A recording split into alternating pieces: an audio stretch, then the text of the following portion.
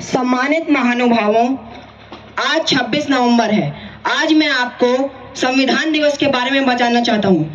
15 अगस्त 1947 को हमारा देश आज़ाद हुआ, लेकिन संविधान की प्रक्रिया बहुत पहले से ही प्रारंभ हो चुकी थी, जिसके विषय में मैं आपको विस्तार पूर्वक बताना चाहता हूँ।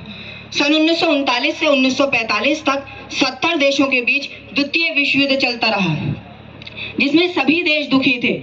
जान माल की बहुत बड़ी हानि हुई थी। इसी समय 1946 में लेबर पार्टी की सरकार का गठन हुआ। इधर हमारे नेता ब्रिटिश सरकार के विरोध में आंदोलन कर रहे थे।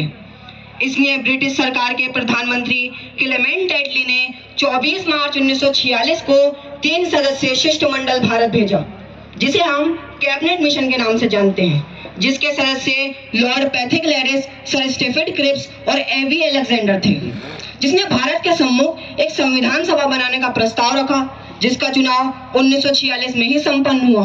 उस वक्त के भारत में 389 सदस्य चुने गए, जिसमें 15 महिलाएं थीं। इसी बीच हमारे आंदोलनकारियों की मेहनत रंग लाई और 15 अगस्त 1947 को हमारा देश आजाद हुआ और हमारे देश का बंटवारा हुआ।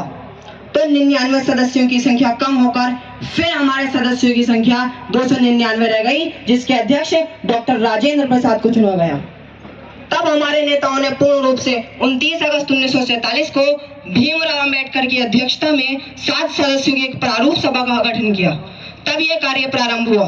सन 1948 में प्रारूप सभा ने मसौदा प्रकाशित करके जनता से सुझाव मांगे, जिस पर 7635 सुझाव आए, जिस पर 2 साल 11 महीने 18 दिन के बाद हमारा संविधान बनकर तैयार हुआ। इसलिए हम 26 नवंबर को संविधान दिवस मनाते हैं और 26 जनवरी 1950 को हमारा संविधान लागू हुआ।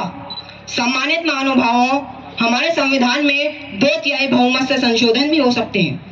अब तक 127 बार संशोधन हो चुका है। आखिरी संशोधन 11 अगस्त 2021 में नरेंद्र भाई दामोदर दास मोदी की सरकार में हुआ था, जिसमें पिछड़ी जातियों को कुछ अधिकार मिले थे।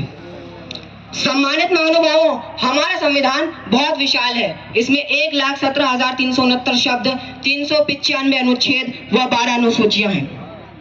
और हमारे संविधान की सबसे बड़ी विशेषता इसके मूल अधिकार हैं, जो इस प्रकार हैं: समानता का अधिकार, स्वतंत्रता का अधिकार, शोषण के विरुद्ध अधिकार, धार्मिक स्वतंत्रता का अधिकार, संस्कृति का अधिकार और अधिकारों की रक्षा का अधिकार। सम्मानित महानुभावों, बात बहुत लंबी हो गई। यह संविधान हमें आसानी से नहीं मिला। इसके लिए हमारे देश के लाखों भाव के जवानों ने अपनी जानों की कुर्बानी दी है। कितनी माओं की गोदें सुनी हो गई, कितनी बहनों के सुहाग उजड़ गए, लाखों बच्चे अनाथ हो गए, तब कहीं जाकर हमें संविधान मिला है।